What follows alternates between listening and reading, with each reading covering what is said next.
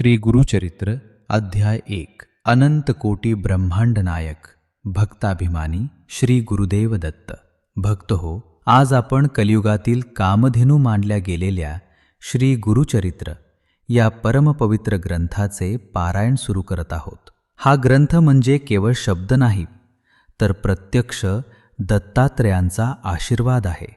पहिल्या अध्यायाचे नाव आहे मंगलाचरण. कोणत्याही शुभ कार्याची सुरुवात करताना आपण ईश्वराचे स्मरण करतो. या अध्यायात सिद्धमुनी नामधारक नावाच्या एका व्याकुळ भक्ताला दर्शन देतात. नामधारक हा आपल्यासारखाच एक सामान्य माणूस होता. संसारातील दुःखांनी तो होरपळून निघाला होता.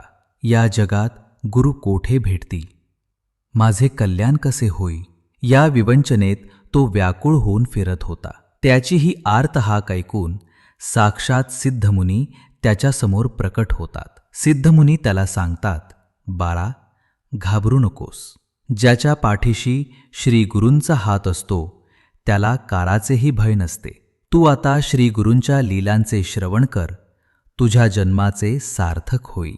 या पहिल्या अध्यायात गणपती, सरस्वती आणि त्रिमूर्ती दत्तगुरूंचे अत्यंत सुंदर वर्णन केले आहे. श्री गुरुचरित्राचा हा महिमा ऐकल्याने मनातील भीती नष्ट होते आणि भक्तीचा मार्ग सापडतो. म्हणूनच म्हटले आहे, अशक्य ही शक्य करतील स्वामी.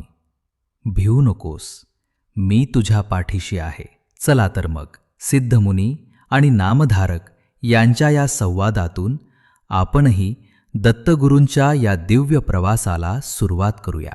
श्री गुरुदेव दत्त. व्हिडिओ आवडल्यास लाईक करा आणि दत्तस्वामी सेवक चॅनलला सबस्क्राईब करायला विसरू नका. श्री गुरुदेव दत्त.